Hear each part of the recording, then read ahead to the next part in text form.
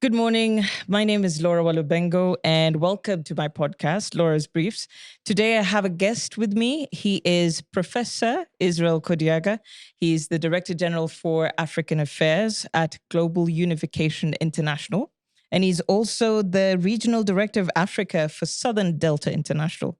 Welcome, Professor. Thank you very much. How are you today? I'm good, Laura. What about you? I am very well. It's a pleasure to meet you. I've heard so much about you, and I think we've passed each other along the way at different media houses, and I'm glad that we're able to have this discussion here today. It's my pleasure too. So the topic today, as we've discussed, is about the so-called revolution that's happening right now in Kenya. And basically it's the Gen Zs, as they've been dubbed, going onto the streets and fighting for their rights. So the first time that you heard about the protests happening, where were you? Apparently, I was in Malaysia. You were in Malaysia? Yes, I was in Malaysia. And what did you feel when you saw it? Well, it didn't surprise me because I could see the trends and I was sure somehow, someday it was going to happen. The only thing that surprised me are the people who led it. Are the people who led it? Why Yes. did that surprise you? In the sense that these are people who have been historically apolitical and whose interests generally are in other fields and other spheres, then certainly they come out and they are really leading a crusade which was led previously by people who are known in the political circle. So that itself was the surprise. But that there was a revolution or that there is a revolution in the making did not surprise me at all. Let me take the audience back a little bit. So, looking at you as a political analyst, you're known for your interest in Africa and your interest in Africa's future. In fact, one of the words that is used to describe you is a futurist. So, in African terms, what exactly is a futurist? In African terms, a futurist is he who uses history, or rather the past, to help us understand how the present came to be what it is, and then look at the present to shape the future. History that does not inform the present and does not shape the future is not worth studying. So basically, that is my area, and that's my specialty. Why does that interest you, that specific topic? It interests me because around you'll find more often than not people talk about two things. One, that history is notorious for repeating itself. And two, that he who is ignorant of his past remains a child forever. So we do not want to remain children forever so that history doesn't have to repeat itself. Basically, that is my interest. But the fact that history is repeating itself, what does that say about us as a people? And I don't think that's specific just to Kenya. I think a lot of other African countries, or even in the Western world, they have the exact same problem where history repeats itself, and then you have to keep trying to catch up with it. Why do you think that happens? Well, there are laws of history, and you'll find two great writers, Arnold Jean Toynbee, when he was looking at the rise and fall of civilizations, he wrote about trends in history and how civilizations rose, reached their peak, and then degeneration, decay, and of course, collapse. And basically, that shows that my memory is in spans of, in some cases, 25 years, and it goes further to 50 years, beyond which you find that they go back to the old habits, and it is those old habits that destroy them. So if you look at all civilizations, you'll establish that there is how they rose, then they reached their peak, then there is some kind of a sense of satisfaction that comes, and that satisfaction now is what leads to degeneration and the disintegration. That is Toynbee. Now, William Hegel had his own philosophy, which is the phenomenology of the spirit, where he looked at three things. He looked at the system where he said, every generation has seeds of discord within itself, which leads to conflict. That conflict leads to disintegration and synthesis, a new phase. So that is actually the dialectical laws as identified by Hegel would explain to you why history would be notorious in repeating itself. If you study those two philosophers, then you'd understand what this exactly means. So if we look at that as the concept of history repeating itself, and you said that when you heard about the youth taken to the streets, you were not surprised. What element of Kenyan history was being repeated here? A lot. First and foremost, you'd notice that the people who led the earlier revolution, the Mau Mau revolution, were young people. And these are the people who led the revolution to do away with British colonialism. So you'll notice that those who led the struggle from the state of emergency, 1952, all the way to independence, were very young people. But they surrendered leadership to the old out of respect.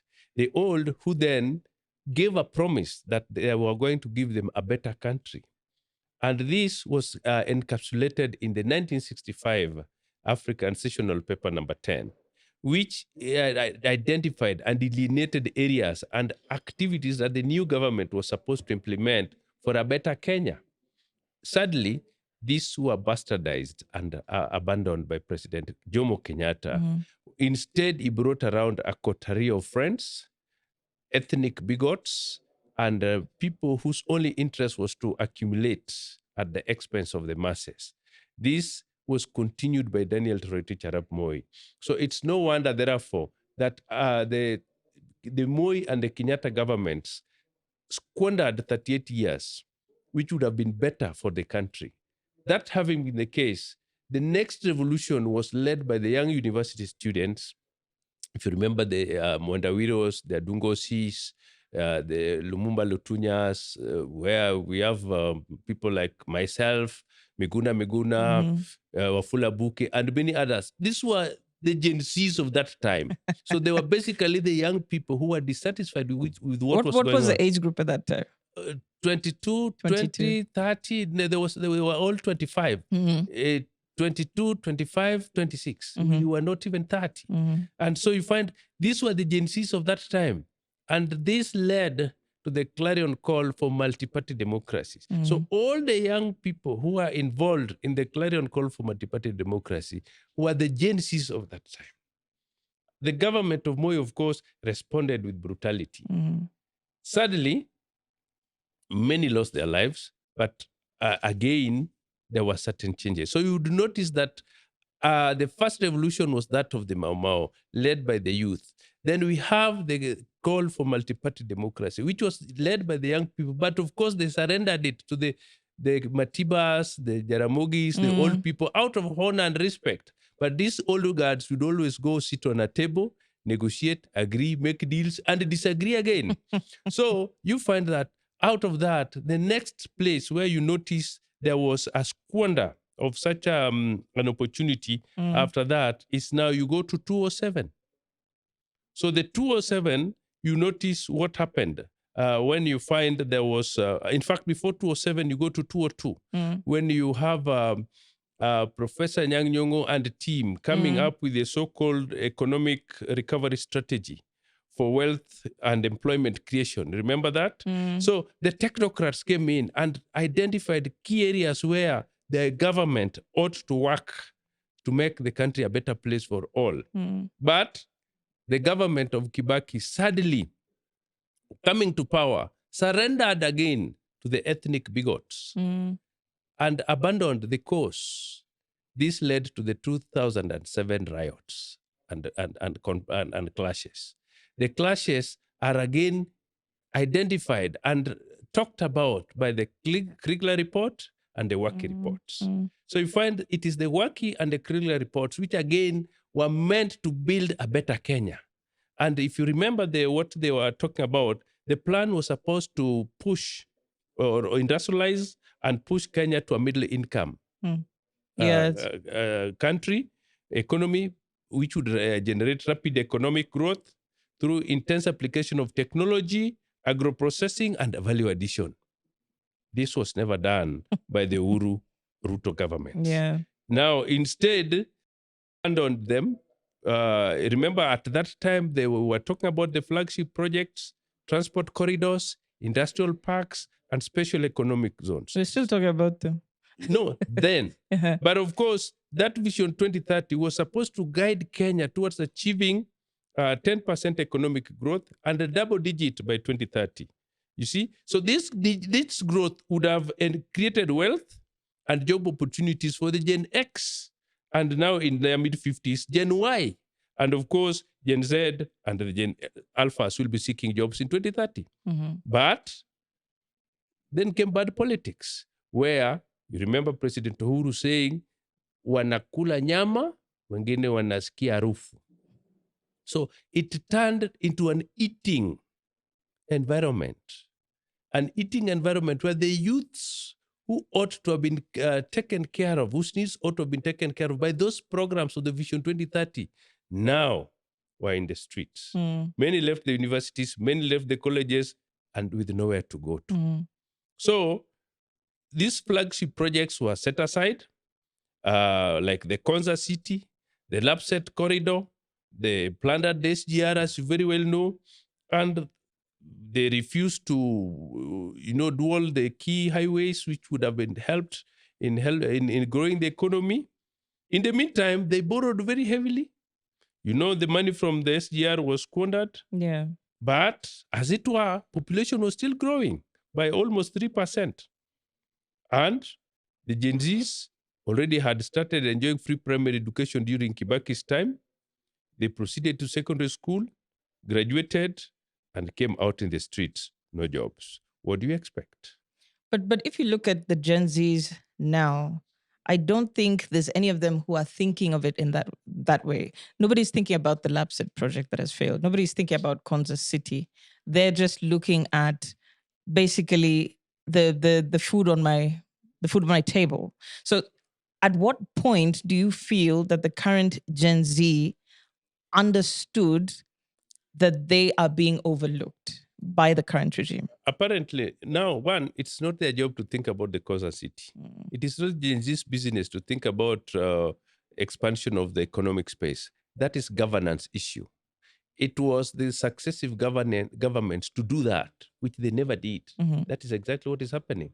Now, the Gen Zs that we are talking about today, you will realize that when they went onto the streets, they had key issues which they were talking about. And I think that's exactly what you're mentioning. So the first thing which bothers them is high unemployment. And as well as we do, that our unemployment rate is over 12%.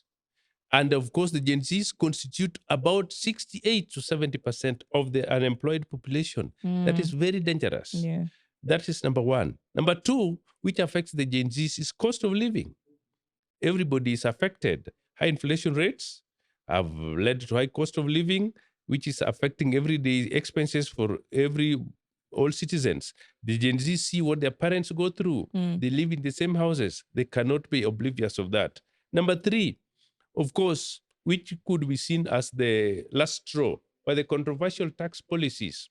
You see, the proposals like taxes on essential items, such as bread and those menstrual health products for the girls, motor vehicle taxes, mobile money transfers, and even taxes on their digital platforms, what they do on the digital platform, naturally irritated them.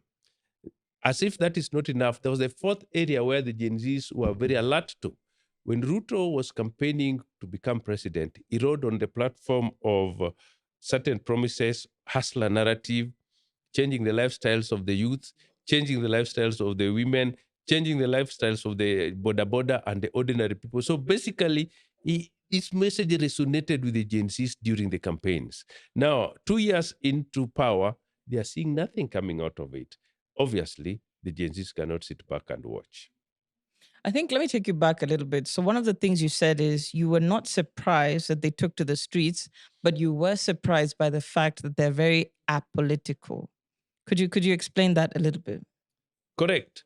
The Gen Zs that we have in this country, I have Gen Zs in my house. And I've been talking politics. I've been analyzing trends and doing a lot of things. One, they don't even read the kind of books I read, and they're in their shelves there.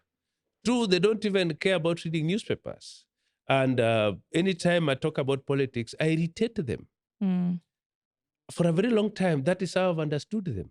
but they are interested in other things. You'll find they think about some celebrities in America. They talk about things which do not necessarily affect them or affect us as a country directly. But I was very shocked to see my very own children in the streets. Mm-hmm. My daughter was in the street. My son, my last born son, was in the street. And the three of them. This was a shock to me. And I did not even know that they were communicating with other Gen Zs and talking about these things. I was shocked when I now finally called them and asked them, hey, you guys, what are you trying to do? They sat me down and articulated to me that proposed finance bill item by item. They had actually gone through it. So that itself shocked me, because these are people, my children are no different from other children around in the neighborhood. I know their friends, and then the people they went to school with, they behave the same. But suddenly, they are very conscious about what is happening. That surprised me, starting from my very own children, going on the street to protest, something I never expected. They never indicated, they never gave any semblance that they would actually rebel against anything. And that, I think, is what has been the trend with all Gen Zs that we know. So that's very interesting, simply because it makes you ask the question, what next? What do you think is going to happen next? So you have a certain group of people who are not necessarily interested in politics, all of a sudden coming up and reading about, what happens, reading about the Constitution, reading about the rights that they have as citizens of this country. So the government now has to listen to a group of people that never really used to speak before. So that's a very strange dynamic that I think both parties find themselves in, where they have to listen to each other. But the Gen Z are saying that they're not interested in listening to anything. They just want to see changes. What would you say, what kind of position do you say the government is in right now? Now, first and foremost, I think it is noteworthy to first acknowledge our failures before we even address the matter of engagement with the Gen Z or what the future is. Because this acknowledgement, needless to argue, is what will guide us as we move on from here. So if we do not acknowledge the areas in which we have failed, then we have no room for engaging the Gen Zs. So one, you'll acknowledge that we failed to establish a good property regime in this country and the sanctity of the title deed. These young people have grown up watching their parents' homes being pulled down by bulldozers, and after government institutions approve land transfers and building approvals, only to be told that they're invalid. These are things that we have done. So the Gen Zs have watched.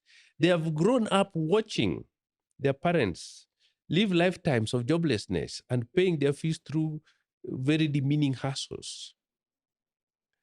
They watch their elder siblings, the Gen Ys, if you may call them so, just at home, also hustling their parents and sinking into desolation, alcohol, drugs, and hopelessness. These are things which are real. In the upcountry circumstances, there are no jobs, no economic opportunities. The land has been subdivided into small pieces. It's no longer productive. So the Gen Zs who are in the villages know very well that they can't even go into farming. The Kenya youth has been left hopeless, trapped in perpetual poverty with no possible avenue out of this limbo.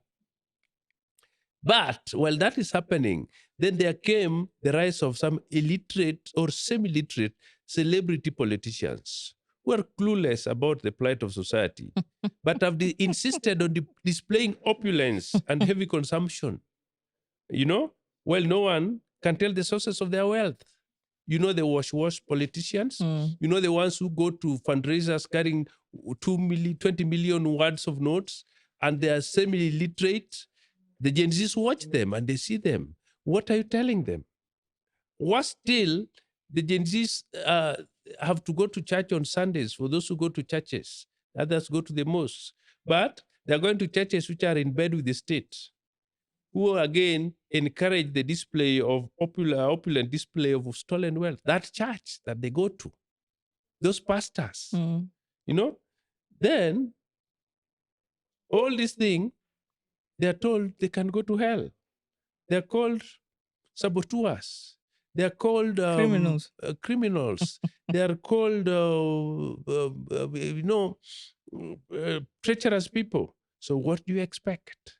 Of course, what you saw and even worse. So before we even think about engaging them and talk about the future, we need to reorganize statecraft. We need to reorganize the ship of the nation. We need to ensure that systems function. And we have a very robust constitution. All we need to do is to follow that constitution and ensure merit. Full stop. Meritocracy. That's all. So engaging the Gen Z is good, but what are we doing on all those areas where we have failed? I agree with you, because I feel like there is that element of there has been an injustice that has been done to the larger Kenyan community. And for young people to even listen to what you have to say, acknowledgement is important, because it means that, fine, you know where I'm coming from, you understand my grievances. And I think that's what we have not seen the government showing. But what I find interesting is right now, the way Africa positions itself, we always say that we have the largest young population. So if you're looking at the future in about the next 20 years or so, it's a bargaining chip that our governments are using when they go out there to look for funding, or to say it's very important for organizations in the West to focus on Africa as a labor resource, one, and also just as the future of of the world, so to speak. So the fact that you have this regard of the young people being used for bargaining, but at the same time, when you come back home, not giving them the importance that they deserve, how can that disconnect be bridged? I think it's possible, and it's very easy. We first need to change the Kenyan governance structure, philosophy, and practice. When I talk about change of the structure, philosophy, and practice, then we must talk about equity, we must talk about merit, and we must deal with issues of nepotism, appointments, and positions on negative ethnicity. The shareholders versus non-shareholder philosophy must go. And leaders who show such traits must not even be allowed anywhere near the seat of leadership. So basically, that's the first thing. Because the new social group, that is the Gen Z, are fighting for themselves. They're fighting for their space. And what is going to happen is that it is either they get in through the doors or they break in through the windows. And trust me, they'll do it. And there's nothing we'll do about it, because their population is also good, big. Number three, we need to retrace our past economic plans. I believe we need to go back and look at the Vision 2030 document and make amends, make an acknowledgement where we went wrong, and then begin with intensive industrialization, because they will not rest until they have something to do. The Christians tell us that an idle mind is the devil's workshop. And if we are going to make our youth idle, then we should not be surprised if the devil turns them into a workshop. That is paraphrasing what they say. Then, of course, the rebirth, reorganization of the social order. I think as a matter of urgency, the president of Kenya, President Ruto, must know, and this one is a message to President Ruto, he must take very bold and painful steps immediately, which shall include, but not limited to, one, a reconstituted cabinet, principal secretaries, and heads of parastatals, bringing on board experienced and untarnished men and women drawn from across the country, as opposed to the coterie of his Kalenjin and Kikuyu bigots, whose only value is how much they can steal, how tribal hate mongering, nepotism, and ineptitude. That he must do. That is the only thing he has to do first before the Gen Zs and the entire country would begin to take him serious. Number two, he also needs to strictly adhere to the principles of meritocracy, regional and gender balance in appointments and awards of government tenders and contracts. This is an area he has performed dismally, and there is no other way of saying it. We just have to say it as it is if we want to save our country. But Number three, Kenya has a very robust constitutional guarantees. So all that the government needs to do is to adhere to the letter and the principles of the Constitution and its dictates. And the same must apply in matters of separation of powers when you talk about the three arms of government. Lastly, cut down on wastefulness, phony projects like the so-called affordable housing scheme, which of course is only meant to benefit the same people and their cronies in the private sector. The moment he does that, trust me, the Gen Zs and the rest of the country will begin to take him serious. But if he does not do that, then I'm a futurist. I can tell you without fear of contradiction, the future is not good for Ruto. For me, based on the points that you've given, what I think should happen first is the point that you mentioned last, which is adhering to the Constitution and making sure that you get rid of all these phony projects, reducing wastage. Actually, that's a very big one, because I feel like what can save the situation now, if at all, is some immediate demonstration that things are not what they used to be. I know you mentioned getting a new leadership, but one of the things you mentioned about history repeating itself is the young people coming out, fighting for change, successfully fighting, and then handing over that leadership. One of the things that has been very clear on social media is Gen Z said they are not interested in anybody taking up leadership and leading them a certain way. So how do you think that can be navigated if they want everything to come anew? I mean, it's difficult if you think about it, but is it impossible? It's very possible. You see, the issues I've raised, those things that Ruto must do, are going to guarantee opportunities for the Gen Zs. You know, when you remove the current principal secretaries and cabinet secretaries who are appointed on account of ethnic and regional biases, you understand? Then you get correct people in those positions. Then it will ensure that those who apply for jobs in government departments and in different areas would go on account of merit. As we speak now, it is tilted towards two communities, and there's no hiding, and they're shameless about it. If you do a list of the permanent and the principal secretaries, you'd even feel like you'll fall sick. You know, it is something that clearly shows that these people do not know a country called Kenya. You understand? So the moment you change those areas, then the Gen Zs will be taken care of. The moment you deal with nepotism, the moment you deal with corruption, the moment you deal with negative ethnicity, the Gen Zs will be happy, because the Gen Zs are not loyal to any tribe. They're tribeless. And that is why you saw the Gen Zs in Eldoret were up in arms. Now they have sent people holding rungus to chase the Gen Zs from the streets. And that clearly tells you that this government is clueless about what it should do. Yesterday, the demonstrations had three categories of people. The Gen Zs holding a mobile phone and a flag of Kenya, and the goons holding a rungu, fighting the Gen Zs. Goons who have been sent, obviously, by the political class, and the police also having tear gases and guns, mingling with the goons. You could see clearly that the goons, the rungus, were part of the police. It means this government wants to scare the Gen Zs. It means this government thinks erroneously that they can kill some Gen Zs to scare them out of the streets. This is very wrong.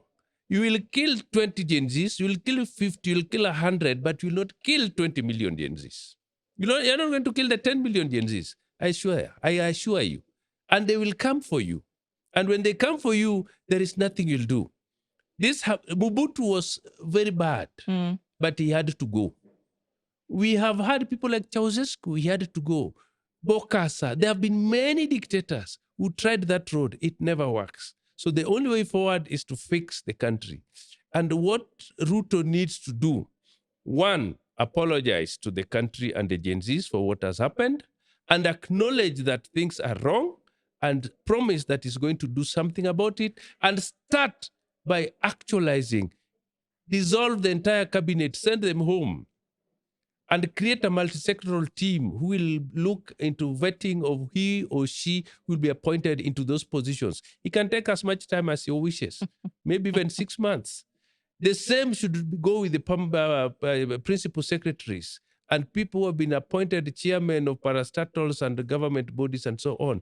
If Ruto doesn't do that, trust me, he's going home. And there is no any other way of looking at it. I think it's just phenomenal what's happening. And the promise, to me, what's exciting is the promise of the Gen Z who are not affiliated to anything.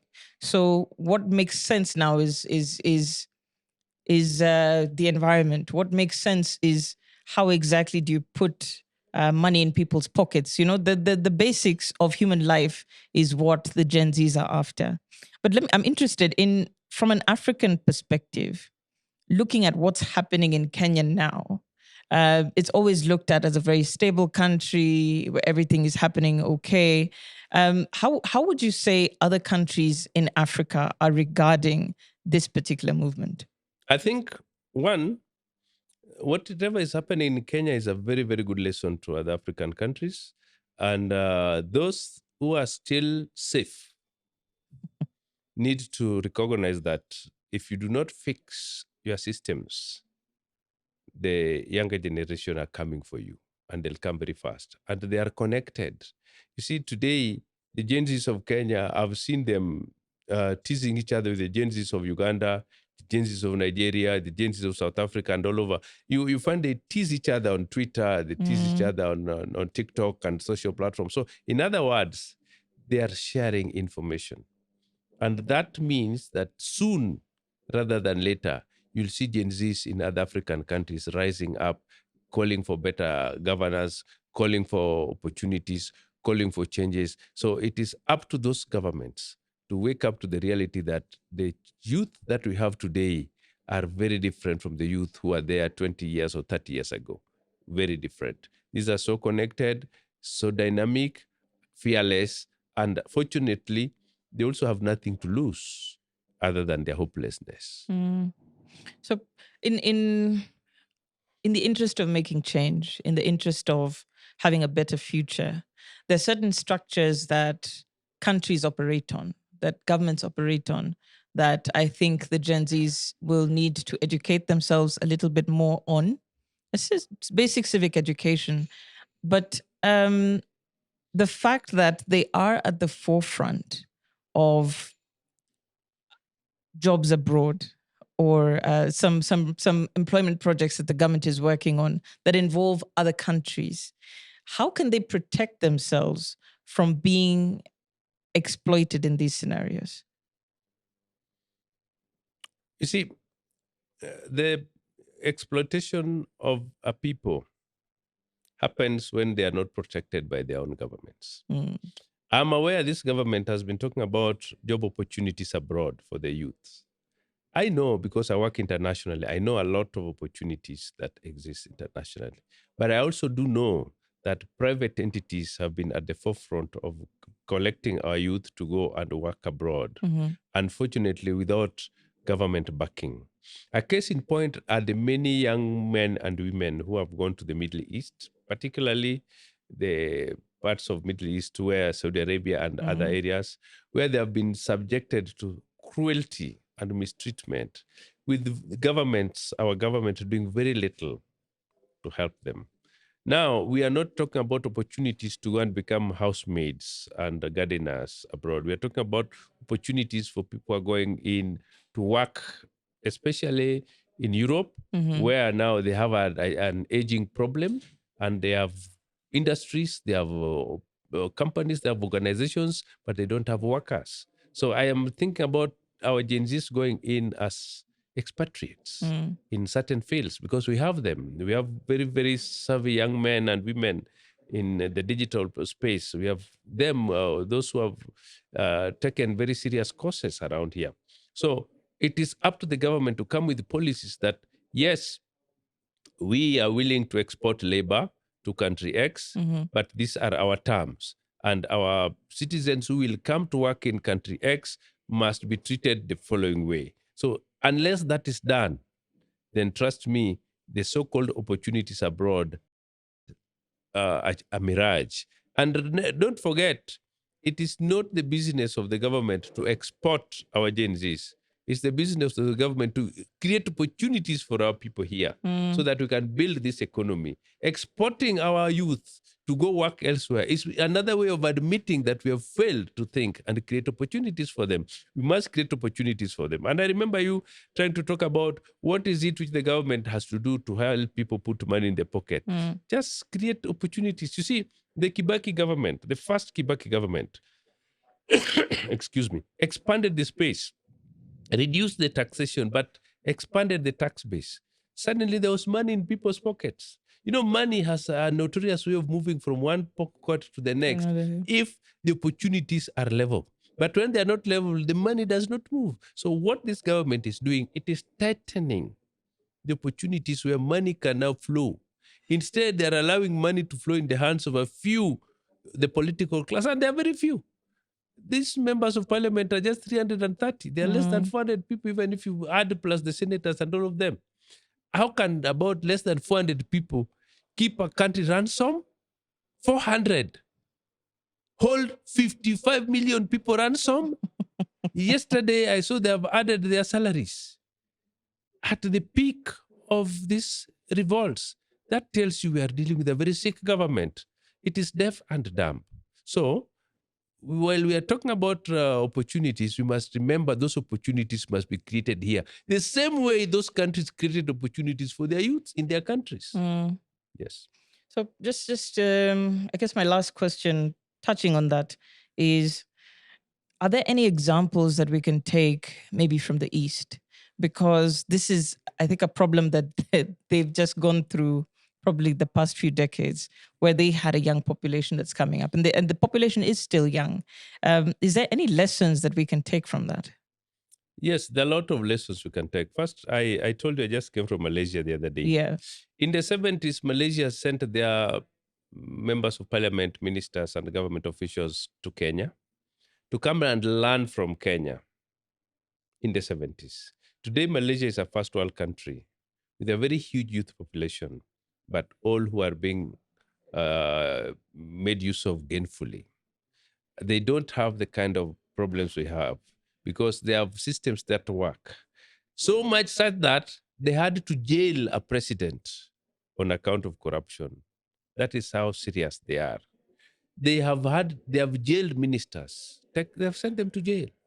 When you are given a contract or there's a tender and you take a kickback, you go to jail. When you have been given work to do, you don't do it, you are punished. So it's a question of doing it right the first time. What we are lacking is the will to do these things. And when you look at it, all those people who had cases of corruption and cases which obviously were touching on Article 6, Chapter 6 of the Constitution, have all now come out scot-free. So you can see the collusion between the executive and the judiciary. These are the things we are talking about. So Kenya will not grow as long as the idea and the intention is to continue doing the wrong things. So change will come, but only if and only if the people in the authority make very deliberate moves, very deliberate decisions to change this country. And to the Gen Zs, I have this thing to tell them. I know they would want to participate in the politics of this country. And I'm aware they are claiming that they have been denied the space. Sadly, that space is never given. You have to grab it. The tomboyas of this world, the Mwai Kibakis of this world, went into politics at a relatively very young age. They were the Gen Zs of that time. So our Gen Zs, do not look at yourselves only as those who can demonstrate on the street. Look at yourselves as those who can mobilize, marshal your numbers, elect your own, and take the space. This is your space to grab. Nobody's going to give it to you, and our generation are not willing to surrender it, and I'm not sure there's anybody who is going to give it to you on a silver platter. So number one, you have to marshal your numbers and take it. Number two, which I know is the problem, is the commercialization of politics, where you find you must have a lot of money to be able to bribe voters and get elected. The Gen Zs, you can lead the way here. Since you can get in touch with each other on social platforms, identify one of you in a given ward, in a given constituency, connect on social platforms, elect him, whether he has money or not. And the same you should also do for the girls. Those who have demonstrated that they have the capacity to lead, give them that space and take it. You have been your own worst enemies in most cases, my Gen Zs. Why? You waste a lot of your youth on sometimes worthless ventures, idolizing foreign celebrities and so on. Being young is a stage, not a destination. You are there only for a few years, after which you have to move to the next phase. Do not waste that time. This is what I must tell our Gen Zs. The chance is yours, and do not relent. Thank you very much. Thank you very much, Professor. I think that's a very good way to finish off the conversation, because as much as whatever is happening, we are in a position to provide counsel, to provide guidance, and I think that's what this conversation was actually about, to just put a different perspective on what's happening with the protests and to see where they could go, what the potential is, and what some changes can be done, I think, that you stated by the government to make everybody happy, so to speak. So thank you very much for your time. Thank you for being on Laura's Briefs. I feel like there's so much more that we could discuss about this. But I think we need to understand our politics a lot more. I think politics is going to change quite a bit in the new world.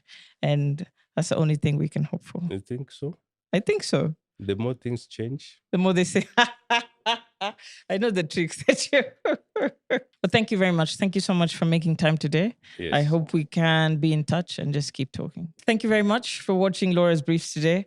I wonder what you thought about what Professor Israel Kodiaga was talking about. Do you agree with his theories on how the Gen Z can take control, or rather further the protests that we have been seeing on the streets, taking them to a new dimension? We'd love to hear what you have to say. As always, you can follow me on Instagram. You can follow this particular podcast on Spotify. That's Laura's Briefs. Thank you for watching.